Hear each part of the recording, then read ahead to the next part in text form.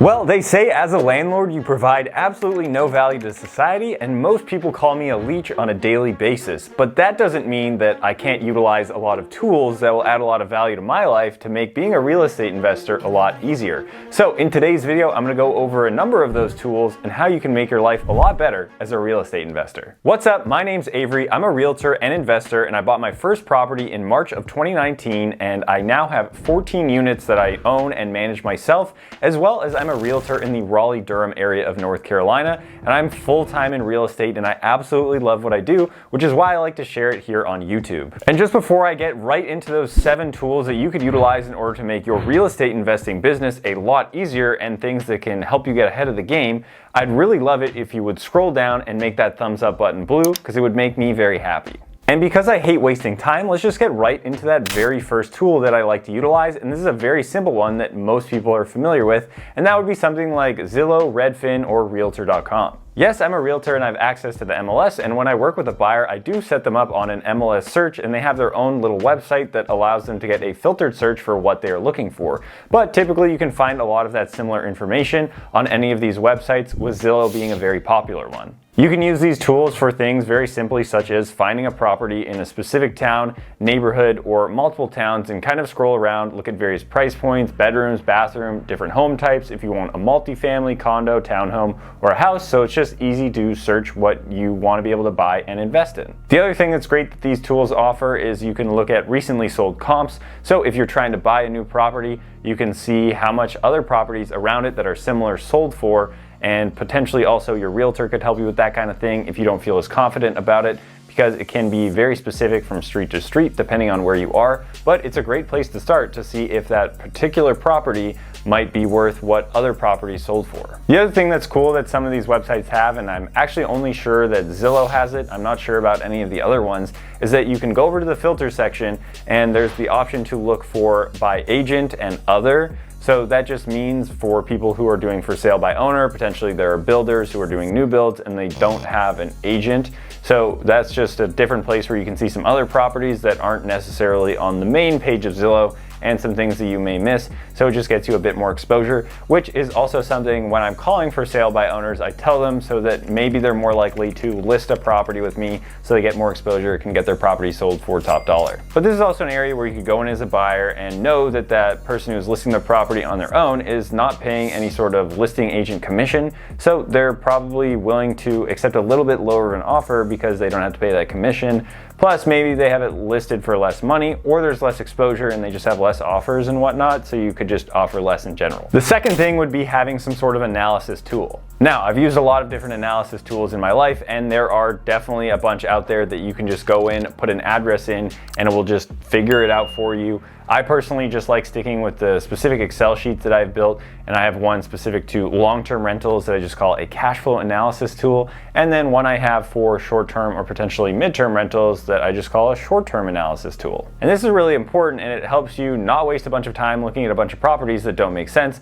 As you can tell from the beginning of this video, I really hate wasting time, so I want to make sure that these properties make sense before I go and do any sort of walkthrough, because then it would just be a huge waste of time to go there, be really excited about it, and then realize that none of the numbers make any sense. So very simply, my calculator just has what the purchase price for the property is, any sort of assumptions like your interest rate, the rents that you're going to receive, all of that good stuff, and then it'll spit out a cash on cash return, and you can put in some other assumptions like rent growth, equity growth, all that good stuff to come up to a IRR, or how much return you'll actually get on your initial investment. Again, there are a ton of those out there, and if you're interested in utilizing the cash flow analysis tools that I use, definitely scroll down and check out the link in the description. A third type of tool that you could use, and one that I use very often, would be a rental analysis tool. So for me, that looks like Rentometer, especially if I'm looking at long-term rents, and Rentometer isn't the end-all be-all or best thing. It is just something I use and I pay for because it's a very solid service and can get you a decent understanding of how much that property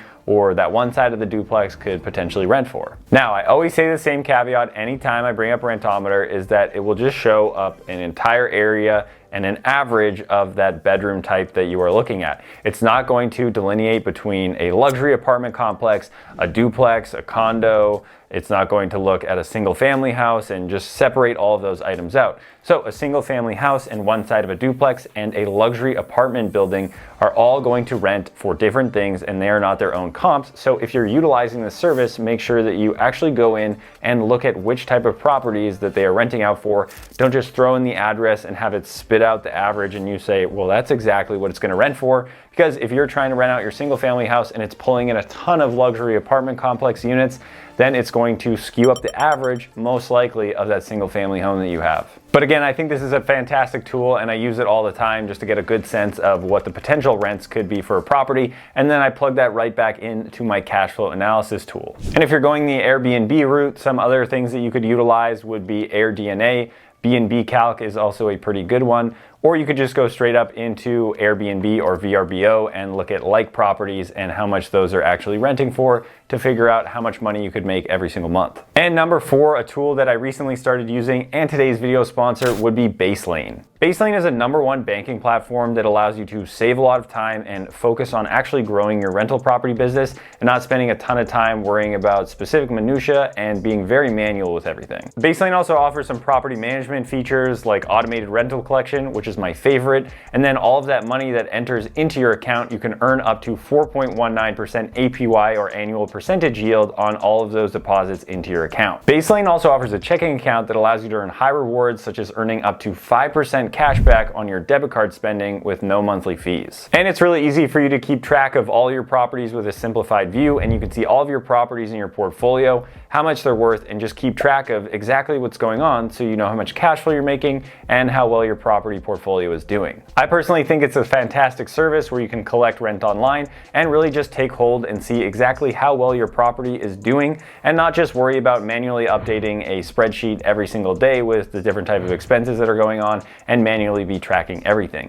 So if you want to join 40,000 investors who utilize Baselane, definitely scroll down to the link in my description or go to baselane.com/Avery. That's BASELANE/AVERY for a chance to win a $500 Amazon gift card. The 5th thing that we're going to talk about would be an online signature tool. Now, you're probably very familiar with something like DocuSign, which is a paid-for service, but if you're a smaller investor and you just want to get away with having a few free documents that you can get signed every single month, which is probably fine for you if you have somewhere between 5 and 10 units and all of those leases aren't renewing every single year or every single month, because you get about 5 free documents per month.